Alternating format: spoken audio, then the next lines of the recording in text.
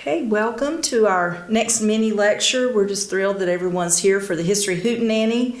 It's all about sports and all kinds of different ways and venues and with film and with music and with lectures with our vendors and displays next door. Hopefully you have a chance to take a look at that as well as get out to some of our partner historic house museums on the shuttle. We're just really thrilled for everybody to be here and with our great partnership with Tennessee Theater as well. So I think everybody has their program and is kind of checking things out, but we're all here at this noon and 15 hour to hear from Dean Novelli, who's going to be speaking to us about the women's story in the baseball league for women. But just a little bit about Dean. He's Oak Ridge native, local historian known for On a Corner of Gay Street, A History of the Lamar House, Bijou Theater, Knoxville, Tennessee, from 1817 to 1985. And I remember your lecture well on the Bijou. That was fascinating.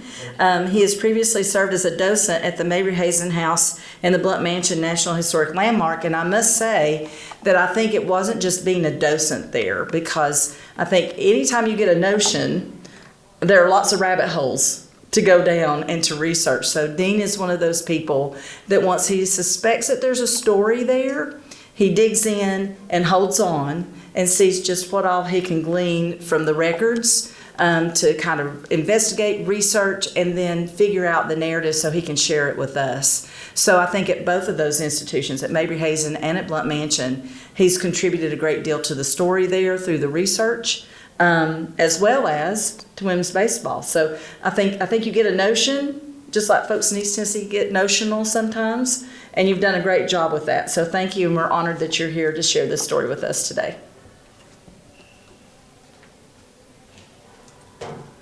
Well, thank you, Lisa. Thank you for coming out to hear about women playing baseball.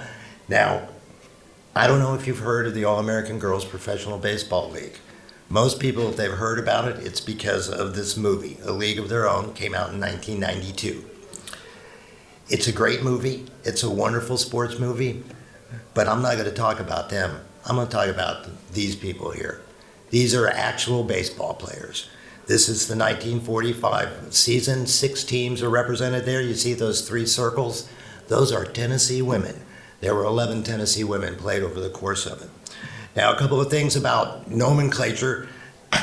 They then and now refer to themselves as the girls. So I'm going to refer to the players and the women as girls throughout. And they played for the All-American Girls Professional Baseball League, which you will get very tired of hearing me say, as much as I'm tired of it. They called it the league. So I'm going to talk about the girls and the league.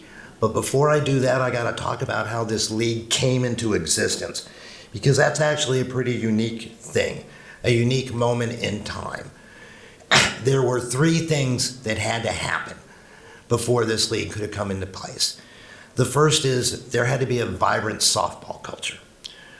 World War II and Philip K. Wrigley. So we're going to take them in order. Now, if you haven't visited the baseball exhibit next door, you know that baseball's origins are shrouded in history. Not so with softball. We know exactly where and when the game of softball was first created. Thanksgiving Day, 1887 in Chicago, Illinois. A bunch of young men, the scions of the rich families of Chicago, were hanging out, needed something to do, got bored, and they created what they called indoor baseball. It took off. It became vastly popular. It was known by a lot of different names over the next years. Kiddie ball, mush ball, pumpkin ball, playground ball, recreational ball. People even called it baseball, very confusingly. It wasn't until 1926 that the term softball first appears in print to this game. So almost 40 years after it had come into existence. By that point, America had embraced the sport. And as we like to do when we embrace something, we like to make it our own. So everybody had their own version of softball with their own size field, their own size ball, their own size bat, their own rules. So in 1933, when they attempted to hold a national championship at the Chicago World's Fair with over 50 teams, they discovered that there were almost 50 sets of rules. So you got the formation of the American Softball Association in 1934. They codified the rules, sent them out across the nation, and the game exploded. By 1936, you had an estimated 60,000 teams playing, over 2 million individuals, over 1,000 lighted fields. 1936, that's pretty impressive. The reason why I'm talking about that is that if you're going to go looking for baseball players amongst women, well, there's no professional baseball teams. There's no subculture of it. There's softball. So softball was vital to this happening because it was the only place you could have found women who could play the sport. World War II. Well, I can look around here and see that we're all young enough that we weren't there for that one. But we were here for the pandemic just a few years ago, and we know what kind of disruption that caused. World War II caused such a huge disruption as the men went off to war, opportunities for women across the board. That included in sports. But this would not have happened if not for Philip K. Wrigley. Now, he is the son of the founder of the Wrigley Chewing Gum Company, who happened to own the Chicago Cubs. He was a very forward-looking man. At this point, he had already started developing women in sports. Okay, he was doing ladies' nights at the Cubs, but he was thinking that there was a possibility for more because Chicago had a very vibrant softball culture. And he owned ball fields. He owned ball fields out on the West Coast too. And he witnessed personally that in Southern California, for a local softball championship, 30,000 people attended the game. That's how many would go to a regular baseball game. He got an idea. Hey, I think I can make this happen. He also had the means, and by that, he has the contacts. He has the knowledge. He is a baseball man, so if he wants to start a league, he knows who to call already. And he also had the money. He owned this very successful chewing gum company and a popular, if less successful on the field, baseball team. So he was able to move forward with that. Now, he wanted to make this baseball, women playing baseball, but there were a number of differences. In reality, over the 12 years that the league played, they never got to an identical men's game. The ball was a little larger, the field was a little smaller, but the rules were identical, except for a few other things that Mr. Wrigley thought should be there because he wanted to emphasize the femininity of his women. He didn't want them to be seen as man-like.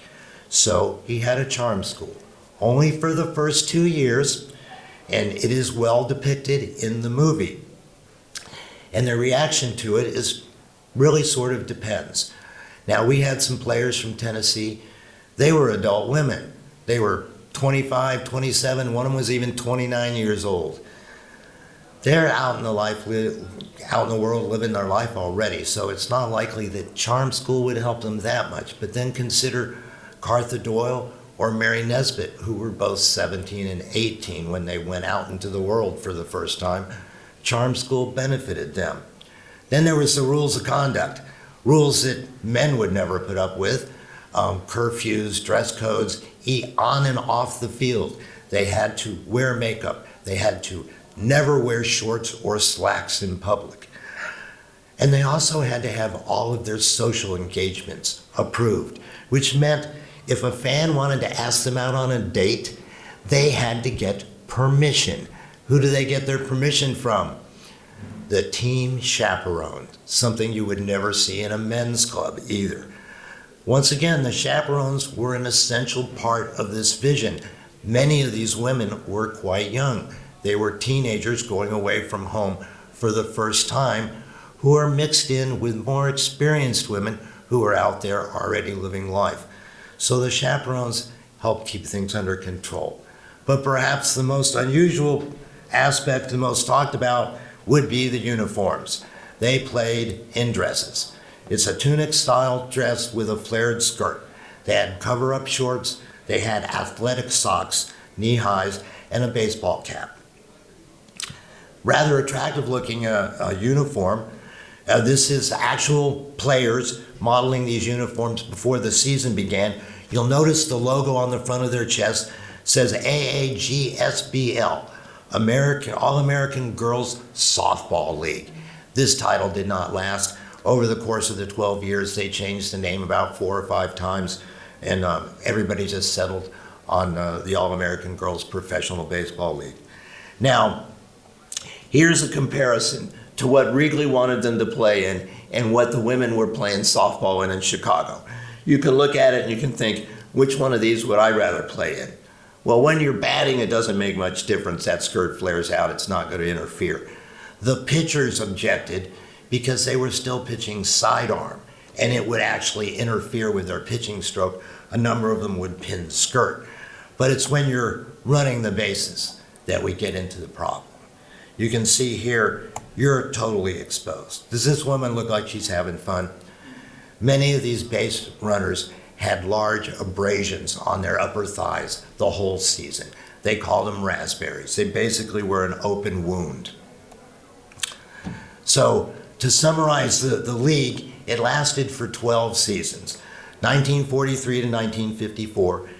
There were 15 teams in 14 cities. There was at least 4 teams each year, as many as 10 won. Over 800 women, and despite the All-American name, they weren't all Americans. Maybe as many as 15-20% were Canadians. Then there was a handful from Cuba and a Mexican, and 11 women from Tennessee. So let's meet them. They came in 2 waves.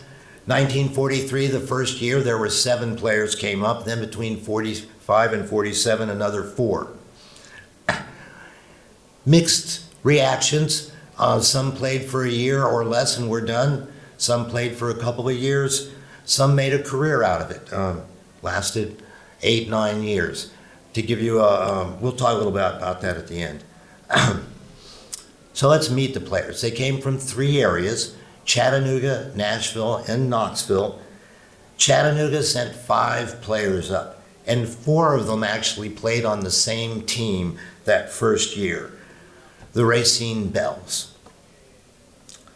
So when they played their first home game, they opened on the road. The pitcher and the batter and the catcher were both from Chattanooga, and then you had 2 outfielders who were also there.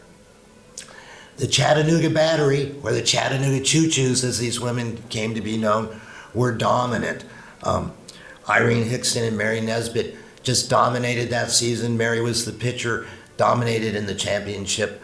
It was a 3-game playoff. Mary won the first game. She was brought in to save the second game, and she won the third game for the first ever championship, while her catcher batted .417 for the series. So Mary is one of the 2 women who's not a native Tennessean. Originally from South Carolina, she was raised in Florida and had moved to Chattanooga just a year or 2 before the league started. When she got up there, she couldn't find any women's teams to play for. So she found herself pitching for a men's softball team. That's where Wrigley found her, his scouts found her, and when they approached her to come to the league, she said no. She's 17 years old. She did not think it was appropriate for her to travel by herself to Chicago for a week, stay in a hotel by herself, and try out. They sent the chief scout down to negotiate with her. Her grandmother went to Chicago with her to attend the tryouts. She was hired. When her brother finished high school that season, he came up, joined the club. He was made the unofficial bat boy and traveled with them as her personal chaperone. That's what it took for her to go. Now, Irene Choo-Choo Hickson, as she came to be known, was known as Tuffy in Chattanooga. She was the second oldest player, second oldest Tennessean and the oldest everyday player to play in the league. She was a catcher. She went up at 27. She played for 9 years. If you play the game, you know that being a catcher is one of the most demanding positions you can play in. At 27, many catchers are retiring. She started her professional career and played 9 more years. Charlotte Y'all Smith also played from Chattanooga. She and Hickson were teammates there. But Charlotte had a wanderlust in her, and she took off from Chattanooga, went to play for the Galveston Amicas, who were known as the Galveston Girls. In the summer, they played softball. In the winter, they played basketball, and they barnstormed around the country. That's what Charlotte was doing when she heard about the league, traveling around, playing across the country. Here's a picture of them all in their official 1943 team photo. The Racine Bells did go on to win the first championship. Now, another Bell, Chattanooga area woman who played for the Bells was Marjorie Margie Hood. She is the oldest woman to have tried out and been accepted for the league. She was 29 years, 8 months, 16 days when she joined the league. She was married, had a 6-year-old. She said, "Here's my shot, I'm going to take it." She had a challenging time of it. She made it through tryouts. She got assigned to the Racine Bells, but unfortunately, she'd sprained her ankle in spring training, and it really hampered her. So she got released by the Bells, immediately picked up by the Blue Sox at South Bend, who then traded her to Rockford Peaches of the movie fame, and she rode the bench with them the rest of the year. She did get in the game, she did hit well, and she did field well when she connected. But that sore foot, if you play the game, you know what a sore foot will do to you when you're batting. She struck out a lot, and that's probably what cost her her chance at continuing. Now, another Chattanooga area girl took a different approach. She could have gone up in 43. She chose not to. She was going to college. She chose to finish her degree. So in 45, with Mary Nesbitt encouraging her, she tried out. She made it on the Bells, but she got released after about 2 weeks. The next year she went back. She got picked up, played the full season with the Muskegon Lassies.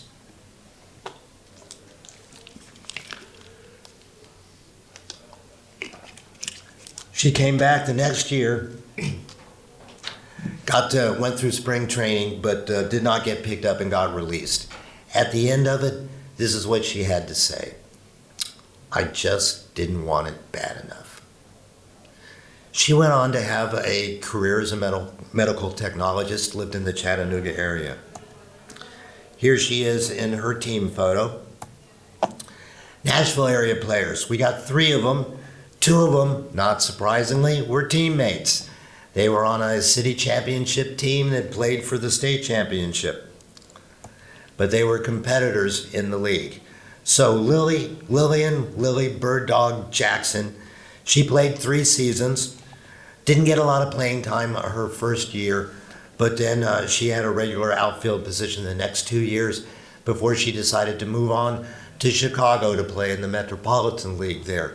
A lot of the players found the road trips and the grind of this schedule, playing 7 days a week, 8 games a week, was just too much. If you played in Chicago, you could have a day job, you played 2 or 3 games a week, and you were home every night. So a lot of them went that way with it. Here she is with the Minneapolis Millerettes in their team photo. You'll notice that I got 2 other people identified. Both the chaperone and the manager were from Tennessee. I'll mention them at the end. Now, teammate of Jackson's was Mary Lou Lester. She was another Nashville girl. She played 2 years in the league before she came back to Nashville, and she made a career for herself. She got a job as executive director of one of the community centers. So she spent the rest of her career with children, teaching them sports. Here she is once again. Ada Ryan is her chaperone that year. Then we get to Martha Torchy Walker. Oh boy, Torchy. If ever there was someone who was treated unfairly by the fates, it was Martha Walker. She got her name Torchy because she was a flamethrower of her pitcher. She got it the year before winning the local championship in Nashville. She got recruited. She went to spring training. She did not get selected. 3 weeks into the season, they're hurting for pitching, and they call her up. In spring training, she wasn't good enough as a pitcher. 3 weeks into a league where the best players in the country have been hitting against the best pitchers in the country, they bring her in. It was a disaster. She didn't have it in the first inning. But unfortunately, she got caught in a fight between the managers of the Racine Bells and the league president. The manager wanted to make a point. So even though she couldn't get anybody out, he left her in, inning after inning. The fans booed. They left. It was just a horrible, horrible scene. At the end of it, he took her out after 7 1/3 innings. She had given up 19 runs and 21 walks. Both of them are league records. Not surprisingly, she was released, but she didn't go back to Nashville and lick her wounds. She went to Chicago and joined the Metropolitan League and played softball there. Now we get to Knoxville. We got 3 girls from Knoxville who went into that area. All 3 of them were teammates and went up together. They were called the Knoxville Lassies. They all went in 1947. Now, Doris Sams had gone up the year before, but the 3 of them had been playing together for a couple of years, all became competitors in the league. Yes, so here's a picture of them in 1947. That is the year that Major League Baseball was integrated. The Brooklyn Dodgers hired Jackie Robinson to play. Branch Rickey, who owned the Dodgers, was involved with the Women's League. He was worried about Jackie facing a lot of racism during spring training, so he decided to move their Dodgers from their usual field in Florida to Havana, Cuba. And they decided it would make sense to bring the women's with them because they had the facilities. So they all went to Havana, Cuba, and here are the 3 Knoxville Lassies before they go. Here is Cartha Doyle with her team before they're flying to Havana. It was quite an adventure for all of them. They were very well received, whereas the Cubans did not pay much attention to the Dodgers when they were in town, when over 200 young women coming to play baseball wearing skirts got the attention of the Cuban men. So they turned out in droves. So Kay Malik is the other of the 11 women who's not a native Tennessean. She's actually from upstate Illinois, had moved here with her family in 1943. Her father came down to find a job at what is now Oak Ridge, over there on the Manhattan Project. And she graduated high school in 45, and at that point, she joined the city championship Pepsi-Cola Girls, which was the dominant women's club here in town. She had a rough time in the league. She was an excellent player, great outfielder, really strong bats person, but like Margie Hood, sprained her ankle or did something early on, sat on the bench. She got in 1 game. That was only because a player got upset at a called out at second base and got thrown out of the game. She got in for 1 at bat. She didn't get a hit. Then she got hurt. When she was fit to come back to play, they discovered something else that would never take a man out of a baseball game, but would always take a woman. She got pregnant. That was the end of her career in the baseball. But that wasn't the end of Kay. She, at this point, was married. This was her first child, had it in December. Had a second child, but the marriage didn't last. She was back in Knoxville by 1950. She was back playing softball with Cartha Doyle. I'll mention that here in just a moment. She went on, Kay, to be a technologist over at Oak Ridge National Laboratories, where she changed her allegiance to playing softball over there. But when she couldn't play softball anymore, she put the bat down and she picked up an épée. And she started fencing. She's taking fencing lessons here in town with a former Olympian, not a medal winner. And she helped found the fencing club at UT, which she coached. She competed regionally and nationally and was invited to one international fencing tournament. So she did have a second life as a sportswoman. She went to Knoxville Catholic High School. They remember her. There is a picture of her glove and a little cutout picture. That is the only picture of her, other than her team picture, I could find of her in a sports uniform. A little letter with a picture of her and two of her brothers from a large family.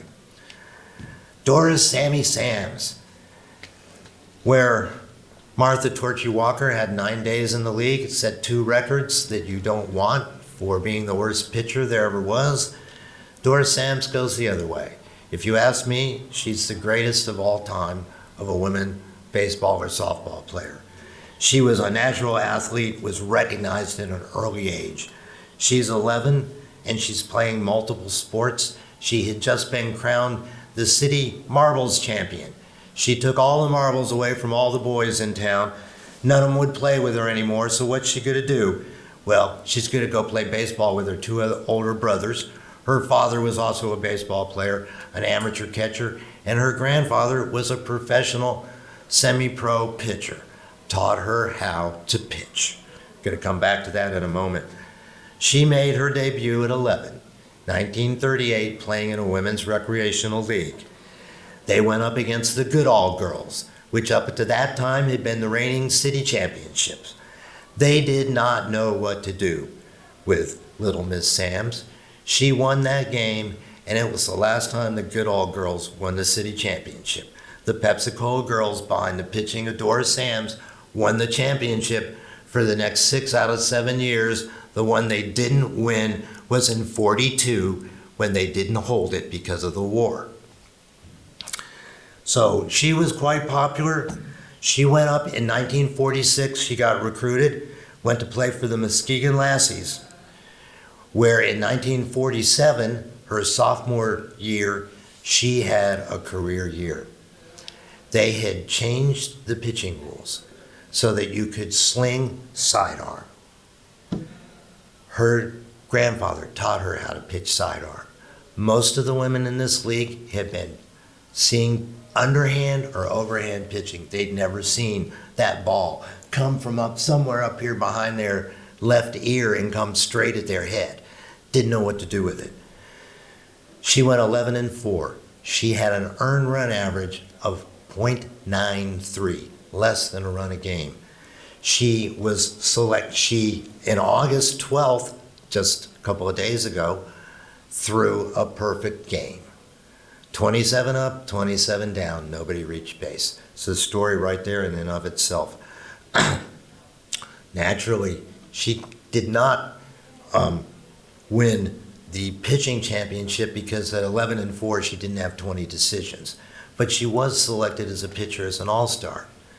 She also had a remarkable time as a hitter behind the plate, and she was selected as an outfielder. It's the only time that someone was selected for both 2 different positions for one all-star game. And here she is. Now, if you do that, they make you the most valuable player of the year. If you're the most valuable player of the year, you get to be on the cover of the Major League Baseball Digest. Now, we all have our magic oracles here. We can look up all kinds of stats on them. Back in the day, if you wanted your stats, you had to buy this book each year. So here she's sharing the cover with Ted Williams. Okay, he got the front, she got the back. She was favorably compared to both Ted Williams and Babe Ruth because she was a power-hitting pitcher and she was a pure batsman. How good was she as a hitter? She pitched for 5 years.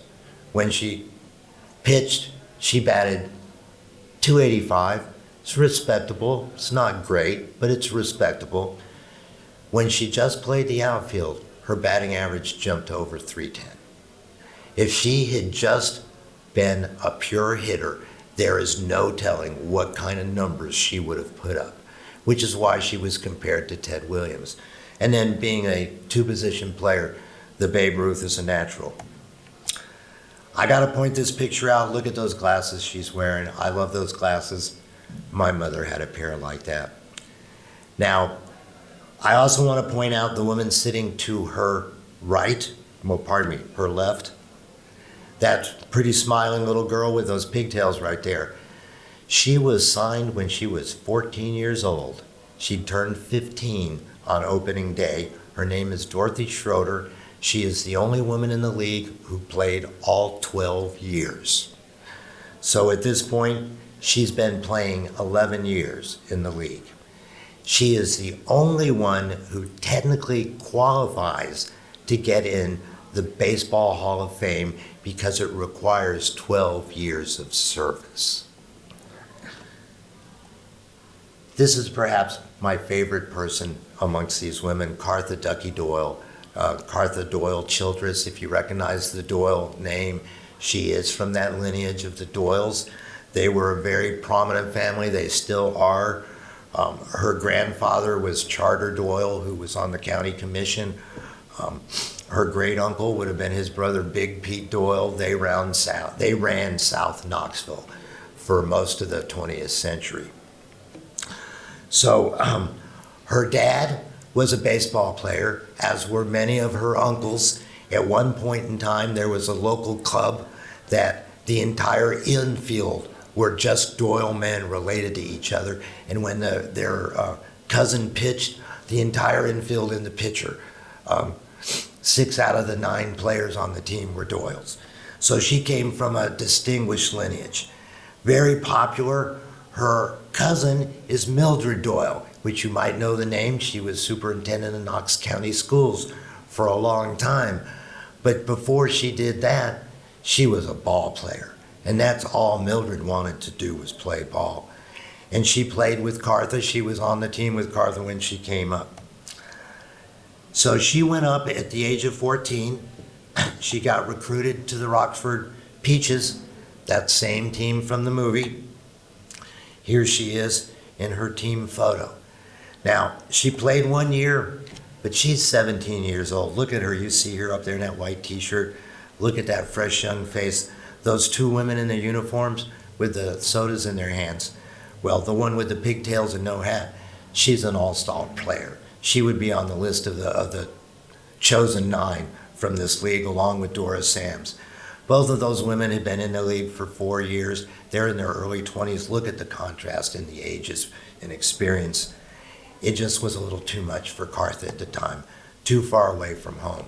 So even though they offered her a contract for the next year, she declined. She came home, but she didn't walk away from the game. On her 18th birthday, she married the love of her life, Albert Ab Childress, who happened to be a manager. And they formed a club. And it being 1948, if you know your local politics, there is a disgraced former mayor who needs to rehab himself by the name of Kaz Walker. He sponsors their club. So Cartha goes and leads, she and her husband lead the Kaz Walker girls. And Kaz stuck by them for a couple of years till they brought him home a state championship. Did that with Kay Malik, who came back to play with Cartha again. After that, you know what Kaz did? Dropped the team. They went on as the Royals, and they continued on into the 1960s doing fast pitch softball. But Cartha, she got old. That happens to us. When she couldn't play anymore, she managed.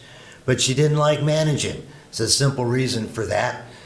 She said the players wouldn't do what they told them to do.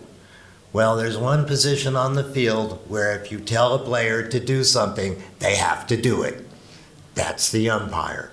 So Cartha, a pioneer from the beginning in sports, continued on, became one of the first 6 women to become an umpire for the East Tennessee Umpire Association. Simply by being on the field with that coat on, with that uniform on, other women followed her. And there is today a cadre of women umpires in Tennessee who are in the game because of Cartha Doyle, which is part of her ongoing legacy. So, in summary, we had 11 women play. They played a total of 37 seasons with 10 different teams. Careers from 9 days to 9 years, he averaged 3.3 years. That's right about where the men are in the major league. They're about 3.5 years. Collectively, they won one season and 2 league championships, 2 MVPs, and 8 All-Star appearances. And we had the oldest player to ever play in the league, that being Margie Hood. We also had a couple of chaperones. They were both from Nashville. And we had 2 men who were both made it to the bigs. They played in the bigs. Clarence is from Nashville. He has a twin brother. And Dick Bass from Rogersville. If you go through the baseball exhibit, you will find both of them in separately in the Did You Know sections for different things that they did. If you haven't already, this is all part of the Home Runs and Home Teams exhibit, which is free and just down the hall. If you haven't seen it yet, please feel free to go by. It's closing next month. And this is the section on the women that I was fortunate enough to participate on. And I've put this up here because I want to point out the woman standing there in the Sensible uniform with her hands on her hips. That's Jackie Mitchell. She didn't play in the league. She is one of the first women who was hired by a minor league men's pro team to play baseball, the Chattanooga Lookouts, back in the 1920s. And she pitched for them, and they played an exhibition game against a team you might have heard of called the New York Yankees. And during that game, she pitched to Lou Gehrig and Babe Ruth back to back, and she struck both of them out. And I'm telling you about this because just to the right of this, in this exhibit, there is a TV monitor. When I'm not talking, they will pull up the footage of her striking them out, and I encourage you to go see it. If you have any questions, I'll be happy to take them now. I'm also next door in the exhibit if you want to come and talk to me then. Thank you very much, ladies. Appreciate you coming out. Fascinating.